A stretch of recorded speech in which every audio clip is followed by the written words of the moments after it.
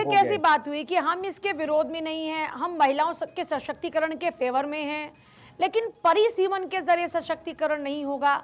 ये तो दोनों बातें आपस में कॉन्ट्राडिक्ट करती है ना। अगर आप महिला सशक्तिकरण की वाकई बात करते हैं, और आप खुद पिछली बार जब ये बिल पेश किया गया था तब आपका खुद ये कहना था कि इंतजार अब सरकार कराएगी, पहले सेंसस होगा, इसको लंबा खींचा जा रहा है, और अब जब इसको लंबा ना खींचते हुए जल्द से जल्द करने की कोशिश की जा रही है, तो इसमें राजनीतिक मंशा पर सवाल उठाने से ज्यादा बेहतर यह था कि आपके पास एक मौका था। आपको नहीं लगता ऐसा?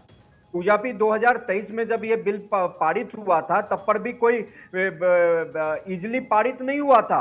विपक्षी पार्टियों ने वहां भी अरंगा रोरा अपनाया था कि इसके अंदर एसटी एससी और ओबीसी का वो अलग प्रतिनिधित्व हो, ये हो वो हो। हम आपने मिलके भी इस पर डिबेट किया था, लेकिन समहाउ वो बिल पारित उस समय हो गया था।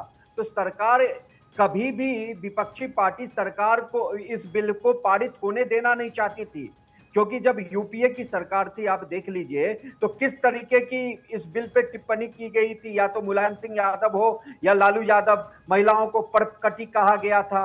ये जो टिप्पणी की गई थी, ये शर्मनाक चीजें थी, ये शर्मनाक बातें थी। राहुल गांधी जी को इस चीज का उल्लेख करना चाहिए था, लेकिन नहीं। यहाँ पे विपक्षी पार्टी हर समय रोड़ा अटकाई है। यहाँ पे अब परिसीमन में अगर होता है तो हर राज्य को फायदा होगा।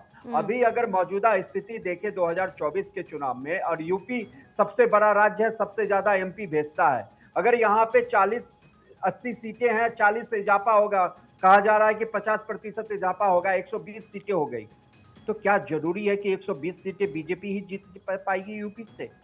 कांग्रेस रायबरेली और अमेठी से निकल के और सीटें नहीं जीत सकती। जो समाजवादी पार्टी यूपी में बीजेपी को ऐसी पटखनी दी, क्या वो पटखनी वो और अच्छा प्रदर्शन नहीं कर सकती? तो ये केवल और केवल एक बहाना बनाया जा रहा है कि नॉर्थ इंडिया में बीजेपी को फायदा होगा अगर ये परिसीमन पे लागू होता है। तो ऐसा कुछ नहीं होगा। साउथ इंडिया में तो बीजेपी को, कर्नाटक छोड़ दीजिए, आंध्रा में अभी तेलुगु देशम के साथ वो हुआ है, तब बीजेपी जीत के आई है वहां पे। नहीं तो केरला में बीजेपी का क्या प्रतिनिधित्व है? एक एमपी है वहां से। आप तमिलनाडु देख लीजिए, एमपी के लिए तरस रही है बीजेपी वहां से। संजीव कौशिक भी जुड़ गए हमारे साथ में, पॉलिटिकल एनालिस्ट। संजीव कौशिक साहब, एक मौका है जब महिला सशक्तिकरण पर वाकई मिलकर काम किया जा सकता है, तो इन ऐतराज के जरिए जो अभी तक अपनी अपनी बातें रखी जा रही हैं, क्या इसके जरिए नहीं लगता कि जिस महिला सशक्तिकरण की बात की जा रही थी, जो उनके अधिकारों की बात की जा रही थी, क्या फिर अब उनका अब डिले नहीं होगा उनके हकों का? पिछली बार तो यही लॉजिक दिया जा रहा था, जब पिछली बार सेंसस के जरिए इसे लागू कराने की बात हो रही, तब विपक्षी पार्टियां ये सवाल उठा रही थी कि जल्दी जल्दी इसको लागू क्यों नहीं कराया जाता?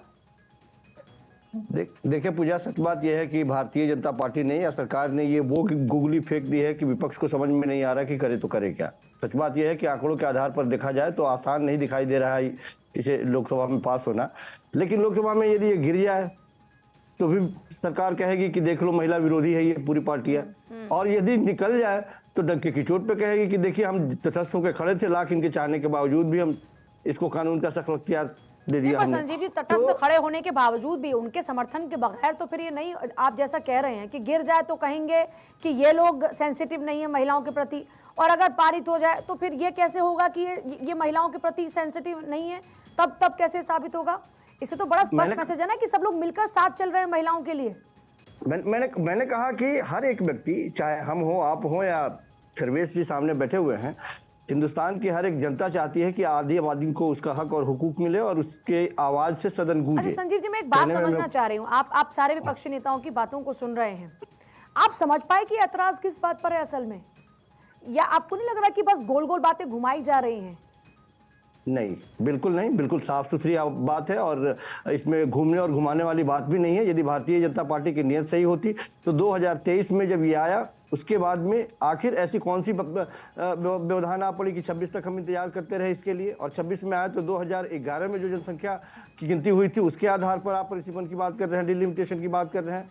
सीधी सी बात है, विपक्ष यदि आपसे ये कह रहा है कि आपने 6 साल का यदि वक्त लिया है तो 6 साल में होना क्या चाहिए था?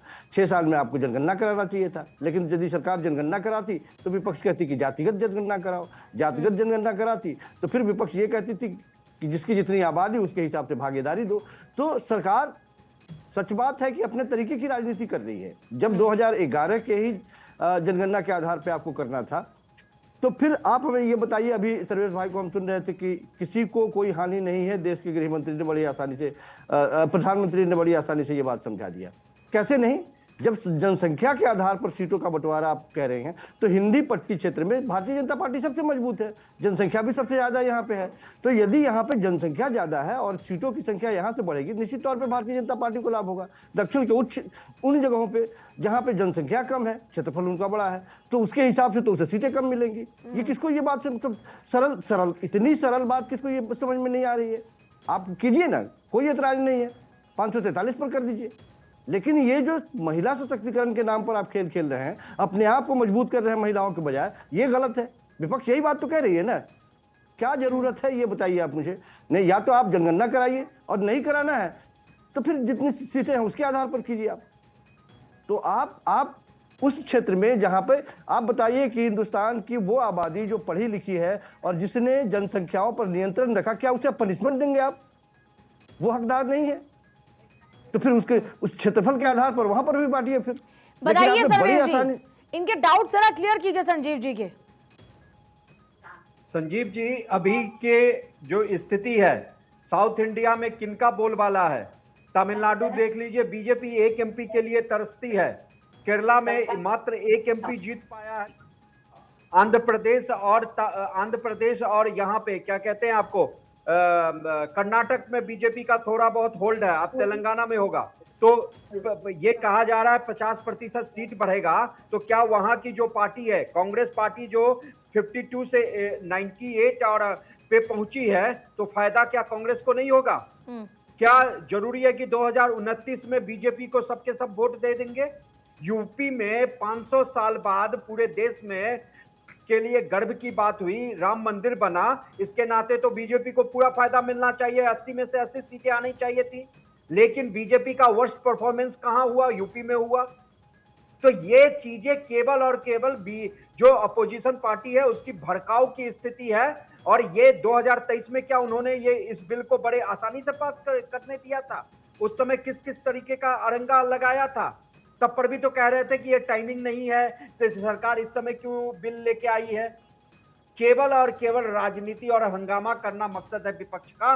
देश के लिए, देश के डेवलपमेंट के लिए, देश के लिए जो कुछ अच्छा होता है वो अच्छा होने नहीं देना चाहती, क्योंकि ये एनडीए को क्रेडिट जाएगा, क्योंकि बीजेपी को क्रेडिट जाएगा। भाई 10 साल तक यूपीए ने शासन किया था ना, क्यों नहीं इस बिल को पास कराया? क्यों नहीं महिलाओं को 33%? बताइए संजीव जी, सारा मसला यही है क्या? ये श्रेय वाली बात है कि श्रेय इनको आपने खुद भी इस बात को कहा, लोकसभा का असल मसला यही है क्या कि उनको श्रेय चला जाएगा और इसका फायदा चुनाव में मिल जाएगा?